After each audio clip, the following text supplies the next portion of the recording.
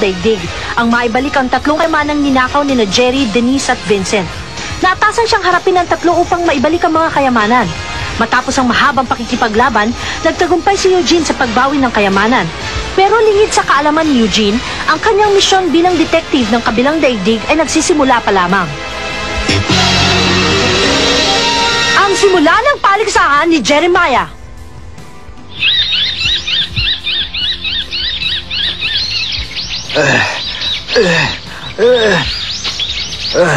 Bakit kailangan gawin ko pa ito? Dapat nag-i-enjoy ako sa bakasyon ko Ha? Ano? Makikipaglaban ako? Oo, ang susunod na misyon mo ay ang lumahok sa isang paligsahan. At saan naman yung sinasabi mong paligsahan, ha? Si Master Jeremiah na isang kaibigan ni Jericho ay naghahanap ng papalit sa kanya at gusto namang ikaw ang manalo sa paligsahang ito. At anong klaseng tao naman yang si Jeremiah? Makapangyarihan siya. Isa siya sa mga pinakamalakas na nilalang sa buong daigdig. Oh? Sa loob ng mahabang panahon, hindi ipinaalam ni Master Jeremiah na nangangailangan siya ng kapalit. Pero sa pagkakataong ito, nalalapit na siguro ang kanyang katapusan. Ang mga multo ng kabilang daigdig ay naghahangad na pumalit kay Jeremiah at makamit ang kanyang kapangyarihan. Isa lang naman ang dahilan nila kaya nila gusto makuha ito. Ang gamitin ito sa kasamaan at sa kanilang sariling kapakanan. Yun ang sabi ni Jericho. Ang ibig mo bang sabihin, hindi dapat mapasa kanila ang kapangyarihan ni Master Jeremiah?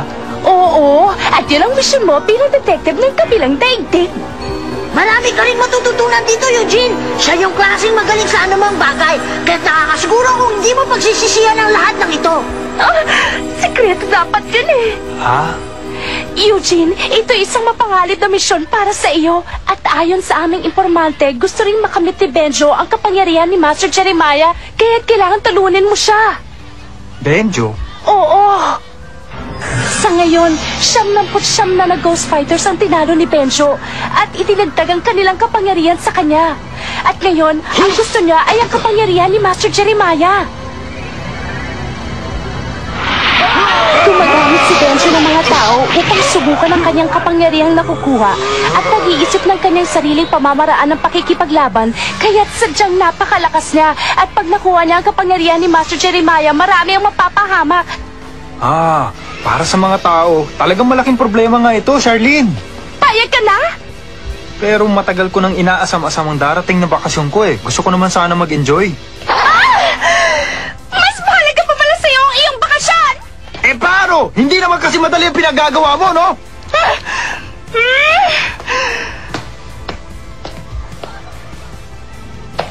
Oo nga pala, pag nagtagumpay ka sa mission mo, siguradong may bonus ka ngayon.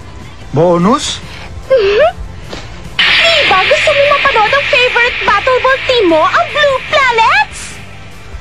Aba, kung ganon, paig na ako, Charlene! Teka, para akong isda na kumagat agad sa pain, bakit ba alam ni Charlene at ni Jericho ang mga kahinaan ko? Madali tuloy akong pumapayag.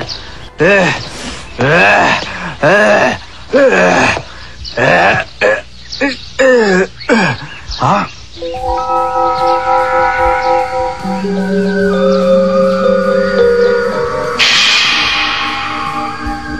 Sandali, bakit ganito ang nararamdaman ko?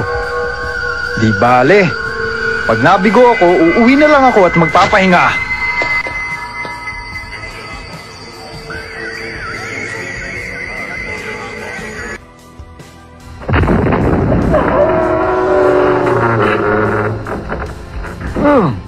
Marami pala tayong bisita ngayon.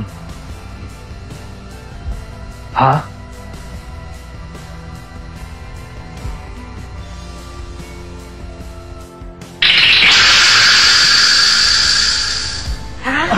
Ang matandang yan, si Jeremiah.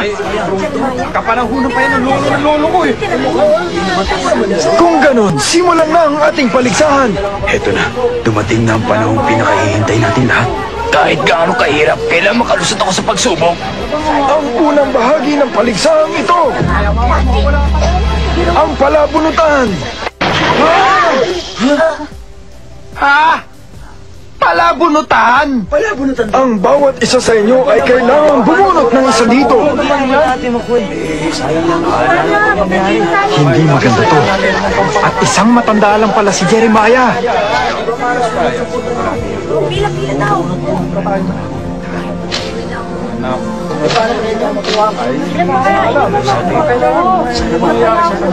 Di bale, pag natalo naman ako, uuwi na lang ako. Wala na silang masasabi pa tungkol sa akin. Basta, pumunta ako dito. Hindi lang naman ang kapangyarihan ni Master Jeremiah ang pinunta ko dito eh.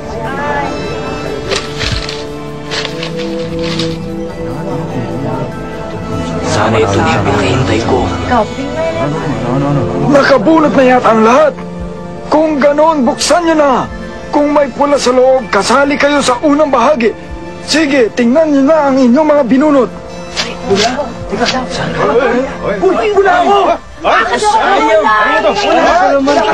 Sana walang pula dito. Kasali rin ako! Bakit? Kasali ka ba? Ikaw din? Sa mga kasali, sumunod kayo. At sa mga hindi, makakauwi na kayo. Ang papel na yan ay sadyang nagiging pula sa mga karapat dapat lamang na lumahok dito. Kaya dito pa lang ay alam ko na ang mga makakasali sa laban. Sandali lang! Ah, Hindi ito maaari! Hindi kami pumunta dito para magpalabunutan lang! Tapos hindi kami makakasali? Jeremiah, hindi ako papayag ng basta ganun-ganun na lang. Kailangan makasali kami sa laban kahit anong mangyari. sumasakit ang tenga ko sa inyong dalawa. Nakikiusap akong sa inyong dalawa na umalis na lamang, pero mukhang gusto nyo pang masaktan bago kayo umalis. Anong sabi mo? Hindi kayo kasali dito dahil hindi sapat ang mga lakas nyo para lumaban. Umalis na kayo bago ako magalit at baka kung ano pa ang magawa ko sa inyo. Tingnan natin kung talagang malakas ka! Ha! Gol! Ha!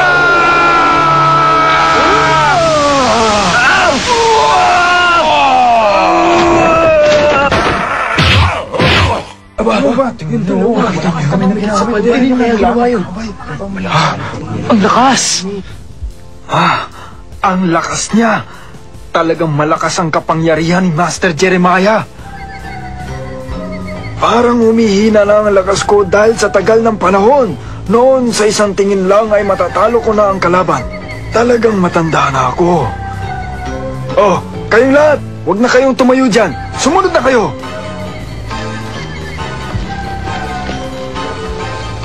Kaya naman pala, talagang malakas si Jeremiah. Kaya maraming tao dito. Oo nga pala, kailangan malaman ko kung sino sa mga ito si Benjo. Pero hindi mahirap yan. Mayroon yata akong ghost detector.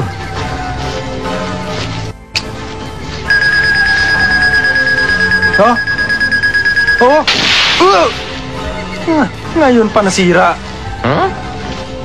Oh, ano naman ang ginagawa mo? Nandito si Benjo, kaya nasira ito.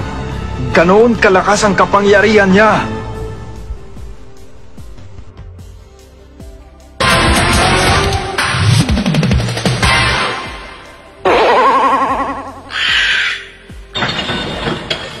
Tulad ng nakita nyo sa unang bahagi, kailangan lahat kayo ay maglaro. Pero Master Jeremiah, ano pong kinalaman nito sa pagbana ng inyong kapangyarihan? Hindi lamang pakikipaglaban ito. Ito ang susukat sa inyong lakas at kapangyarihan. Sa Jack and Poy, sinusukat nito ang kapangyarihan nyo. At sa pagsuntok ng inyong spiritual na lakas. At sa karaoke, kung kaano karami pa ang inyong lakas na natitira.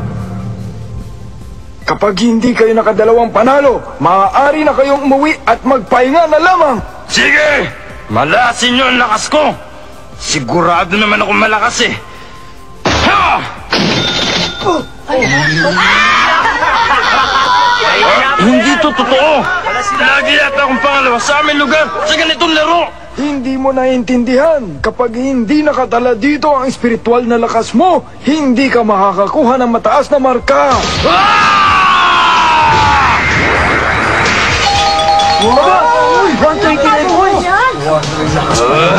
O ano ngayon, Eugene? Ngayon nakita mo na kung kaano katindi! Ha, madali ba? Tumabi ka nga dyan. Ipapakita ko sa'yo kung sino talaga ang malakas. Tingnan mo nga naman, mas malakas pala yan. O ano, bilib ka na. Ang galing! 155 points! Oh, nakatala siya ng 155 points. Ibig sabihin, malakas ang kapangyarihan niya. Mukhang isa siya sa mga nakakasama sa huling bahagi ng mga pagsubok ko. O sige, sa Jack and Poy naman tayo maglaban. Sige, sumugod ka kung gusto mo.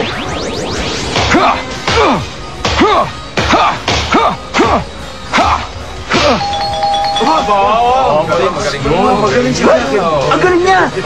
O ano Eugene, kaya mo yun ha?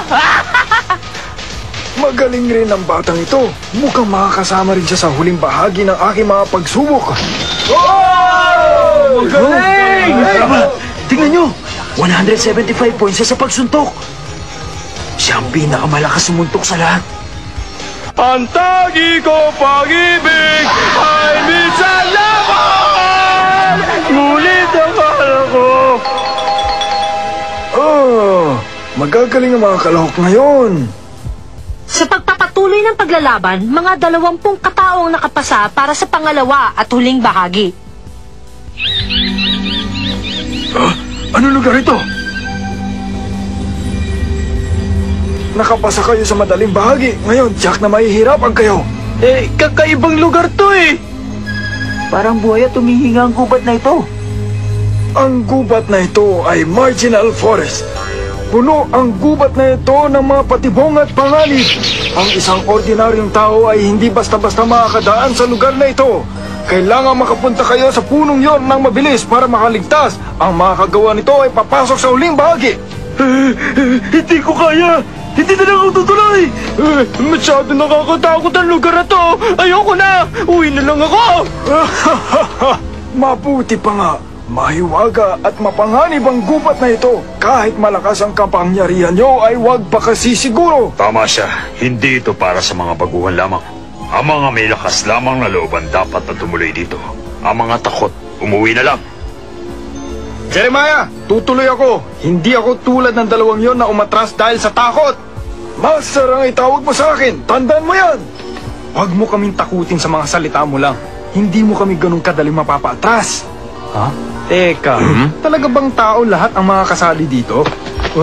Bah, kung lalabanan mo sila, sasama ako sa'yo. Huwag ka nang makialam pa. Tumahimik ka na lang. Mabuti pa. Simulan na. Ready? Go!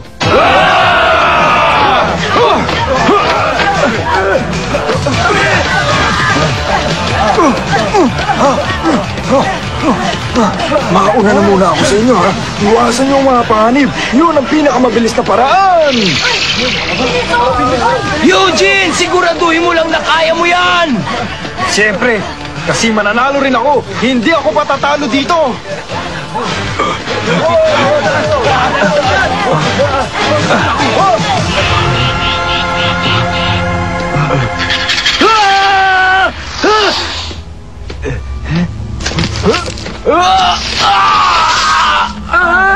Ano nangyari? Saklo na!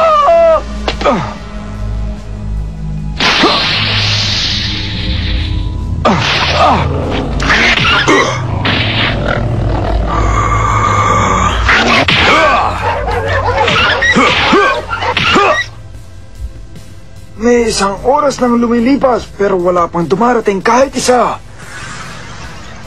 Mabuti pa, tingnan ko kung nasaan na sila.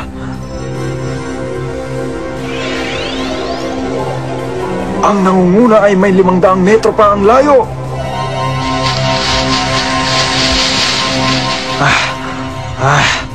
Ano ba to? May mga ahas, linta at mga lobo. Nawala na yata ako That's no biggie.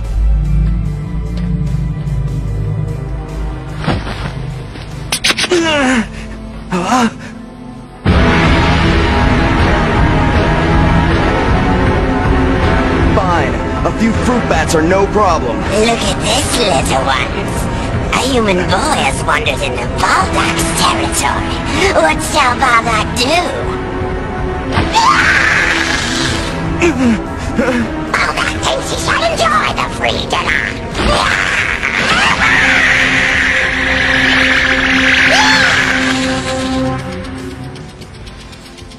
only 15 minutes left. They must be running into quite a... Ligtas ko ang hindi makakarating. Kaya huwag kayo mag-alala. Oh!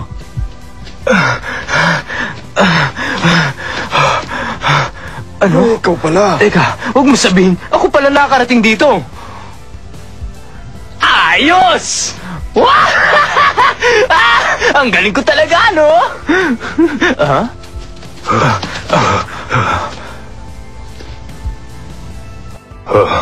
May nauna na pala sa atin. Hindi bale, ang mahalaga, nakarating tayo. Huh?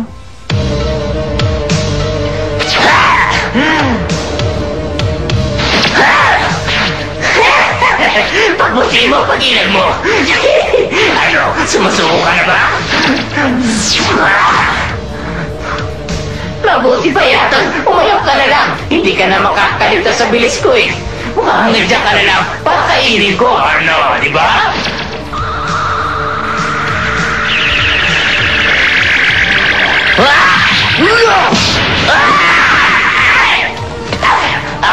Naghihintay ka lang pala ng pagkakataon. Hindi ko napapayagan yon sa susunod.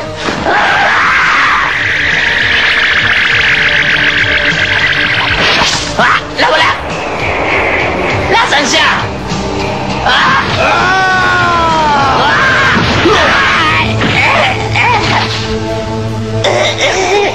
Naunahan niya ang bilis ng kilos ko. Ano? Yan lang ba? Yan lang ba ang bilis na kaya mong gawin, ha? Ano? Akala ko pa naman, dapat kang katakutan. Hindi pala. Sayang lang ang paghihintay ko sa lugar na ito. Tama na, ayoko na. Ikaw ang tumigil. Itong sayo! Mukhang kayong pito lang ang nakarating dito. Sandali lang. May darating pa dito. Hindi na. Tapos na ang oras. Hintayin niyo ako! Oh. Ha? Eugene! Akala ko yung diretsong daan ang pinakamabilis papunta dito. Ang dami kong problema dinaan doon, ah. Yung diretsong daan ba? Nakasalubong mo yung paniki, ano? Wala pa nakakaligtas sa kanya. Oo nga pala, ano? Ang paniki, mabilis siya. Pero kumpara kay Vincent, wala siya. Hindi niya ako kaya. Kaya ayun, iniwan ko siyang nakasabit para wala na siyang maabala. Hindi ko ang oras para tumawa. Tama na! Tawa ka pa ng tawa eh. Hindi ka na nga umabot sa itinakdang oras. Ano? Totoo ba yan? Sige. Pagbibigyan kita muna ngayon. Ha? Ayos! Ayos! Ha? Teka muna, huwag ka muna maging komportable sa akin. Ikaw din, Eugene! Hindi pa tayo tapos! Eugene, sana hindi mo makalimutan na talagang mission mo yan. Nandyan si Benjo. Huwag kang magpabaya, Eugene. 8 katao ang nakapasa para sa huling bahagi ng paglalaban. Makaya pa kaya ni Eugene ang mga susunod na pagsubok? At ang kinatatakutang si Benjo. Sino kaya sa kanila ang makakaharap ni Benjo?